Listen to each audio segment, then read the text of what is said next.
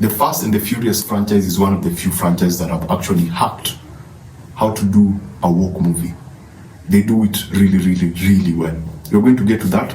First of all, let's just begin by, exploring why you and I are totally in love with the Fast and Furious franchise. Yes, we make fun of it. Yes, we may go like, oh, where are they going to take the story next? But when the movies come out, we are always there. We are always there. We pay our money to actually watch these movies. Now, why do we do that? Is it that they're actually good? Because, let's be honest, there's very little acting in those movies, and most actors are less of actors and more of action heroes. Let's just be honest. So let's just go into it. At number one, and I would consider this one of the most important things. The people after Fast Furious 5, I think the producers understood one thing. They remembered what cinema is. They understood that this is a movie that is, the Fast and the Furious should be about entertainment rather than just, we used to have racing, but now they started focusing on the entertainment part, the cinematic experience part. I mean, Martin Scorsese would disagree, but at the end of the day, we go to cinemas to escape. We go to cinemas to see real things. It's something different. We go to cinemas to, try to just forget about the reality for a few minutes, 1 or 2 minutes. You see, Avatar have special effects. Fast and Furious have crazy car crashes. They have these over-the-top action sequences and people never get hurt somehow. So that is the pure definition. We have for what Avatar is to visual effects, the Fast and Furious franchise is to action. This is one of the most successful action franchises, and because they leaned into what we go to the cinema to see, which is run away from reality. I mean, that's the idea of cinema, right? Forget reality. I mean, if you were to see a real car crash, like whatever you see in the Fast Furious movies, people will die, bad things will happen. But when you see it in an environment like a cinema, it gets you out of that. It fulfills some people's fantasy, like jumping out of. Like, I'm sure you've looked at 2 buildings and thought, what would happen if a car jumped from one building to the other? And you get to see that in the Fast Furious movie, and the producers understand that, and so they try to bring out these absurd ideas. Yes, we laugh at them, but we see them. We go to watch them and we enjoy them, and we always come back. The other thing is Vin Diesel as Dawn, and this goes to the millennials and maybe any other person who grew up watching the Fast and Furious franchise. If you began with the first Fast and Furious movie up to now, you kind of feel, like these people. You kind of feel that Dawn, because he moves from a cool cousin to a cool bro to a cool uncle, and now he's moving into the cool dad sphere. He's moving to the cool dad space, and we feel like we know these characters. We've watched them grow, we've watched them die and come back, we've watched them survive some crazy things, we've watched them go through the impossible and come out. We've lost, we've gained. Basically a tree. The Fast and Furious is basically a tree whereby you see the seed, and now you're looking at the tree and you're looking at the fruits.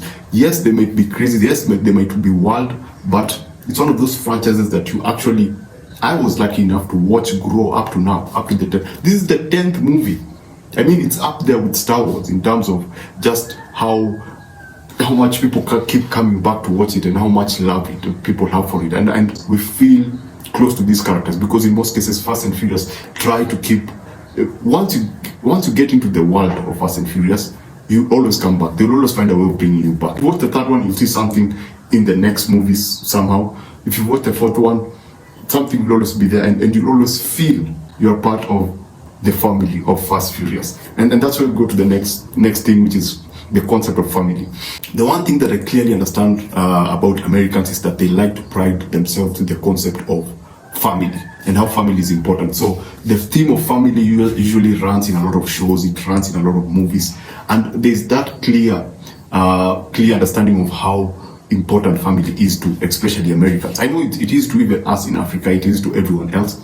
And so the Fast and Furious, no matter what happens, you're always going to have that dinner at the end of the movie, which brings everybody together. And they try to, what I was just saying, they try to bring in everyone and make it feel like a family, and make you feel like a family. If you've never noticed, all those shots during the dinners, they usually have the camera moving around a lot. They try to put you there, they try to put you on the table, they try to put you with these people, they try to make you and I feel like you are part of that family. And that is the thing. And as much as it will get crazy every year, the family will always get bigger at the end of every movie. The common denominator in all those movies is you and I, because we are always there. We've been there since the first movie, and we always find ourselves there. Yes, some characters may not be there, but you and I will be on that table. This movie with Fast Furious 5 and the rest, they hacked what diversity is supposed to be in cinema. You understand where they're coming from. They don't try to force it on you, and everything just feels natural with the diversity, with the inclusion, with gender balance, because you'll always, and you know this, when you go into a Fast Furious movie, you know that you'll have the guys fight, and then you'll have a scene where the women fight. So there's always that. They figured out the balance of, let's have everyone included. So with the new modern cinema and TV shows trying to do that and overly doing it, they should just look at what Fast Furious have been doing since the beginning, which is have this group of diverse people. But you don't see the diversity because you see characters, you see people, you see a part of the family, you see these people not being treated like they're this particular group of people or they're this particular group of people. They are treated like they are a unit. They're treated like their family. You get? I don't know if they knew that they were actually doing it. I don't know if they intentionally did it knowing that they were trying to bring in all these people so that different communities from all over the world would actually enjoy this. I don't know if that was their plan, but whatever the plan is, they actually got it right, because now you'll have a group of Asians loving it. Now, I'm not being racist, Africans loving it, people from different part of the world seeing themselves in this particular movie.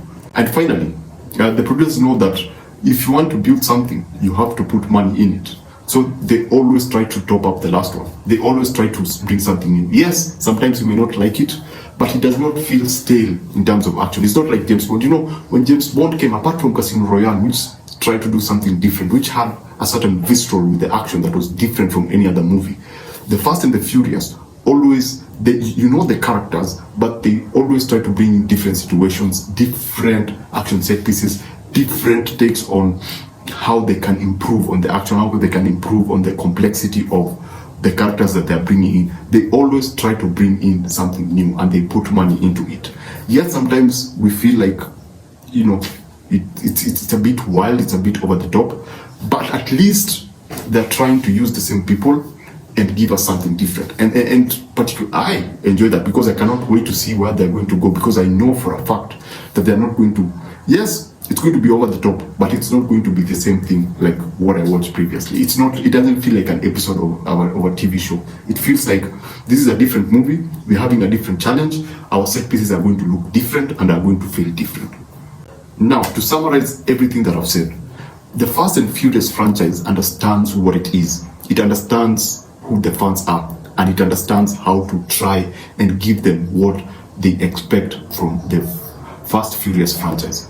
So they don't try to do something that is out of this world. They know what the fans expect, so they try to mold everything that they do towards what we already like. And that's why I am excited to go see Fast X. If you've seen this after Fast X, if this is 2 years later, yeah, it's a few days to Fast X. And I am excited to see it because, first of all, it's the director from, I believe, one of the best Hulk movies, Incredible Hulk. If you look at the action sequences in that movie, they were visceral. They went hard with the fight scenes. So I do expect this Fast X to be awesome. I do expect it to have that kind of visceral action. I'm not going in for the story. I'm not going in for the emotions. I'm not going in for the new characters, because I know at the end of the day, I'm going to have a fantastic time in the cinemas. So yeah, thanks for watching. Those are my little thoughts on the Fast Furious franchise.